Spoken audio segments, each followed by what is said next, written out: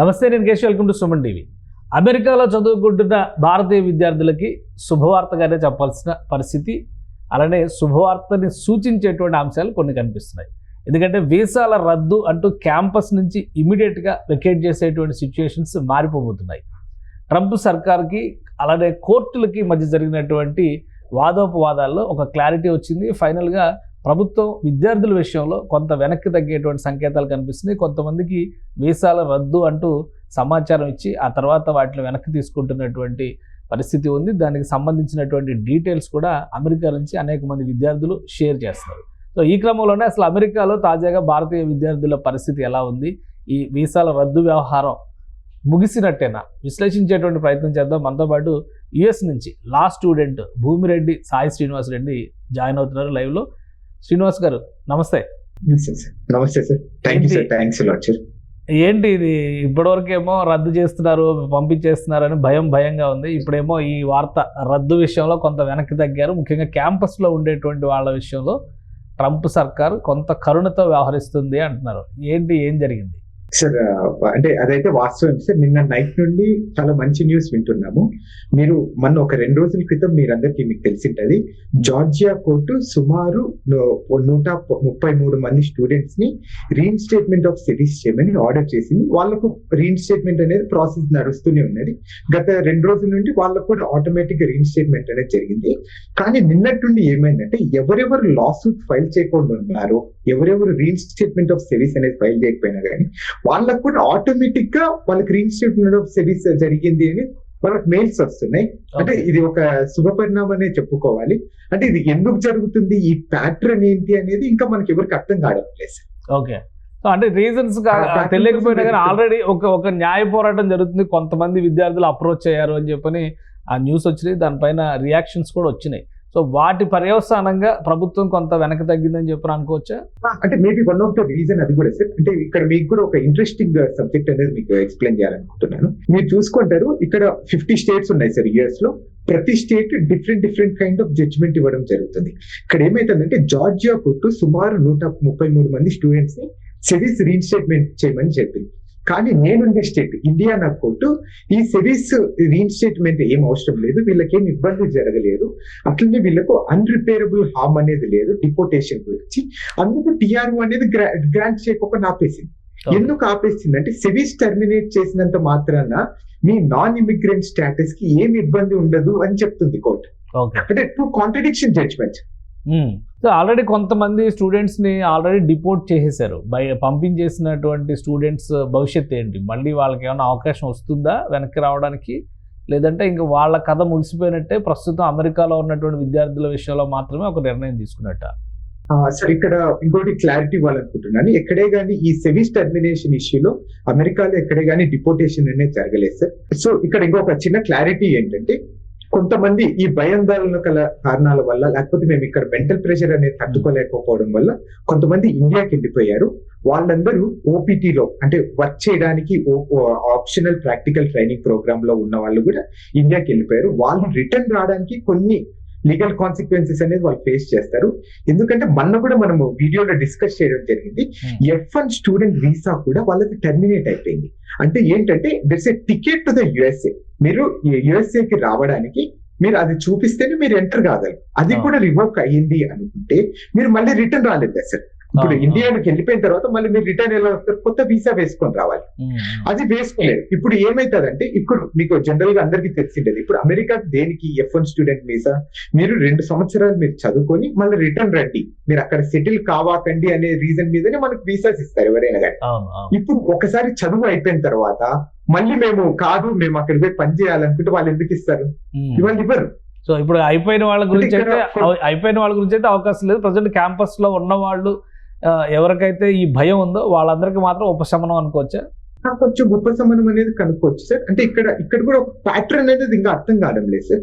సుమారు నేను నిన్నట్టుండి ఈ రోజు వరకు సుమారు 80 మంది స్టూడెంట్స్ కి వాళ్ళు లా సూట్ ఫైల్ చేయకపోయినా కానీ వాళ్ళకి సిరీస్ అనేది రీఇన్స్టేట్మెంట్ జరిగిందని వాళ్ళు నాకు వివిధ రూపంలో వాట్సాప్ లో కానీ అలానే కాల్స్ చేయడం, మాట్లాడడం జరిగింది. కానీ దీనికి ఒక ప్యాటర్న్ అనేది లేదు, అది అర్థం చేసుకోవడం లేదు. ఇప్పుడు మనం ఇంకా దానికి కొంచెం టైం పడుతుంది సార్. ఈ రోజు లోపల క్లారిటీ వస్తుంది.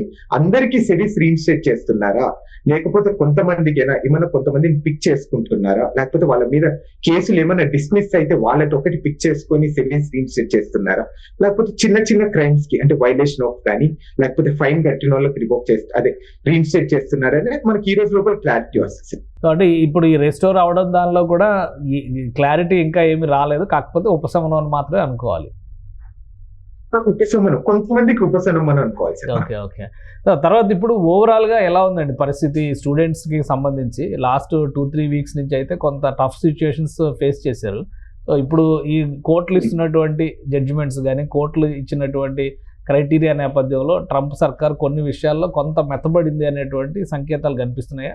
కొంచెము అంటే మెత్తబడినట్టు అనేం లేదు సార్. యూజువల్ గా మెత్తబడినట్టు అని నాకు ఎక్కడ అంటే అదేం లేదు సార్. ఇక్కడ మనం ఆలోచించుకోవాల్సింది ఏంటంటే కోర్ట్స్ చాలా బాగా ఎఫెక్టివ్ గా వర్క్ చేస్తున్నాయి. అవి కూడా మనవి కూడా కొంచెం గందరగోళంగా కూడా ఉన్నాయి సార్ కోర్టు విషయంలో. కానీ అంటే ఇందాక కూడా మనం చెప్పాను, జార్జియా కోర్టు ఒక డెసిషన్ ఇచ్చింది, అట్లనే దాని తర్వాత ఇండియానా కోర్టు ఒక జడ్జిమెంట్ ఇస్తుంది.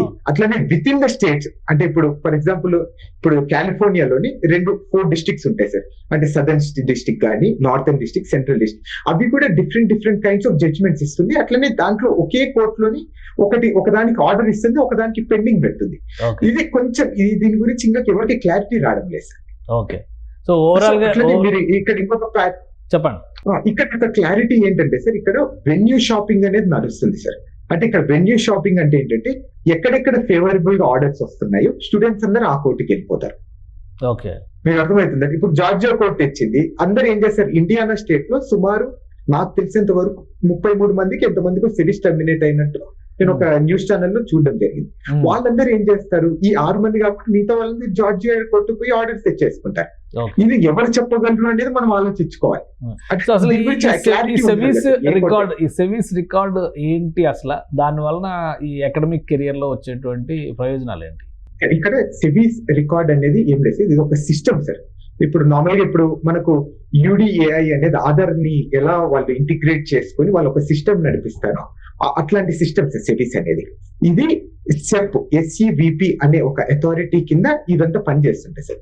ఈ సెబీస్ అనేది ఏంటంటే అమెరికాకు వచ్చిన తర్వాత నువ్వు చదువుకోవడానికి వచ్చావు కాబట్టి నిన్ను ఒకటి ఓవర్సీ చేయాలి, నిన్ను వాచ్ డాగ్ గా నిన్ను గమనించాలి, నువ్వు ఏం చేస్తున్నావు, నువ్వు ఏమైనా వైలేట్ చేస్తున్నావా, ఈ సెబీస్ F1 student status visa conditions ని నువ్వు ఏమైనా వైలేట్ చేస్తున్నావా అని చూడడానికి ఈ సెబీస్ అనేది ఉంది సార్.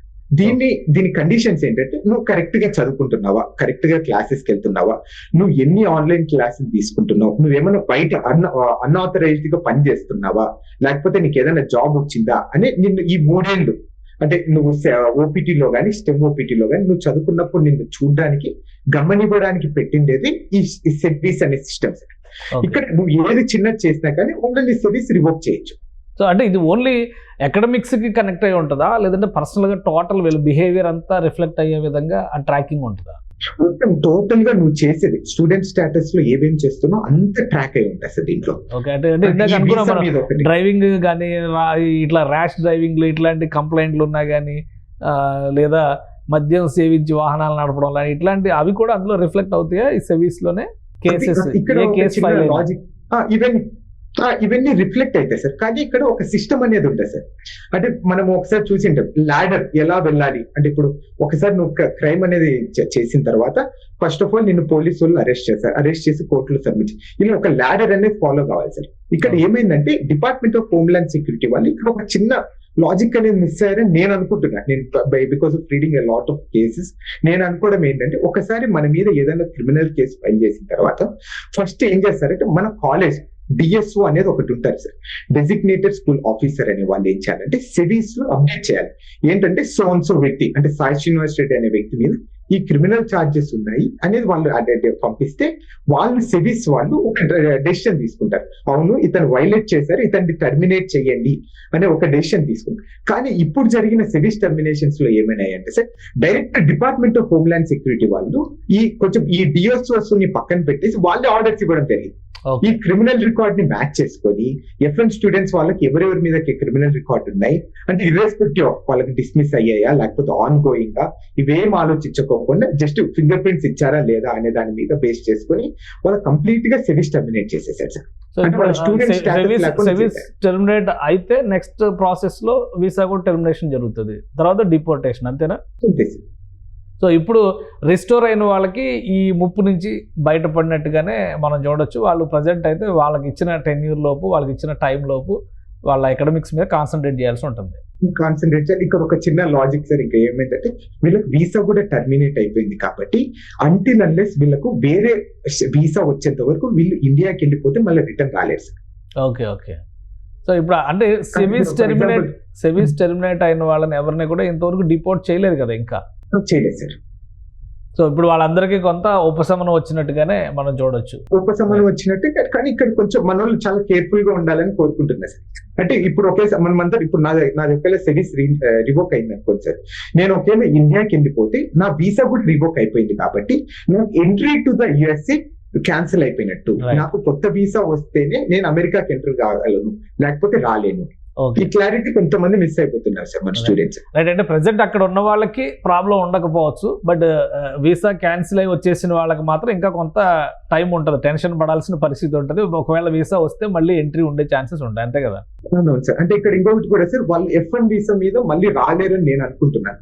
ఎందుకంటే ఒకసారి చదువు అయిపోయిన తర్వాత మళ్ళీ రెండోసారి నీకు ఏం పని ఉందని సార్ మామూలుగా క్వశ్చన్ అడుగుతారు.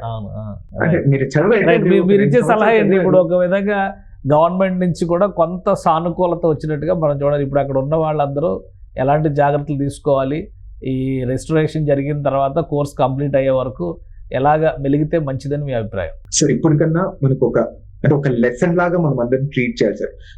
అప్పో మనం అంటే ఒకసారి సఫర్ అయిపోయాం, ఇప్పుడు మనం అమెరికా కోసం దేనికోసం వచ్చాం? అమెరికన్ డ్రీమ్ కోసం వచ్చాం. అంటే ఇట్లా చిన్న చిన్న ఇల్లీగల్ పార్ట్ టైమ్స్ కానీ చిన్న చిన్న క్రిమినల్ యాక్ట్స్. అసలు ఫస్ట్ ఆఫ్ ఆల్ మనం అమెరికాకు వచ్చినది డ్రింకింగ్ అండర్ ఇన్ఫ్లుయెన్సా లేకపోతే మందాగి బండి తోలాలని ఒకసారి మనం ఆలోచించుకోవాలి. ఇది ఒక పనిష్మెంట్ లాగా లేకపోతే ఇది ఒక దేవుడు మనల్ని టెస్ట్ చేస్తున్నాడు అనేది ఒకసారి మనం అనుకొని మనం ఇప్పటికైనా కానీ జాగ్రత్తగా మన స్టూడెంట్స్ మన కెరీర్ మీద ఫోకస్ చేసి మనం ఎలా జాబ్ తెచ్చుకోవాలనేది ఆలోచించాలి తప్ప ఇలా పార్ట్ టైమ్స్ చేయడము లేకపోతే మీకు అదర్ ఇల్లీగల్ యాక్టివిటీస్ చేయడానికి చాలా దూరంగా ఉండండి. ఒక చిన్న తప్పు మన జీవితాల్ని ఎలా నాశనం చేస్తుంది, మన జీవితాల్ని ఎలా, కుటుంబాల్ని ఎలా రోడ్డుకి ఈడుస్తుందని ఒక చిన్న ఎగ్జాంపుల్, ఇది ఒక చిన్న టెస్ట్ లాగా మనం అనుకొని ఇప్పుడు నుండైనా కానీ మనం చాలా అణిగిమణిగి మనం ఎడ్యుకేషన్ మీద లేకపోతే మనం జాబ్ ఎలా తెచ్చుకోవాలి, మన స్కిల్స్ ని ఎలా డెవలప్ చేసుకోవాలి అనే దాని మీద ఫోకస్ చేయాలని మనస్ఫూర్తిగా స్టూడెంట్స్ కోరుకుంటున్నాను. రైట్.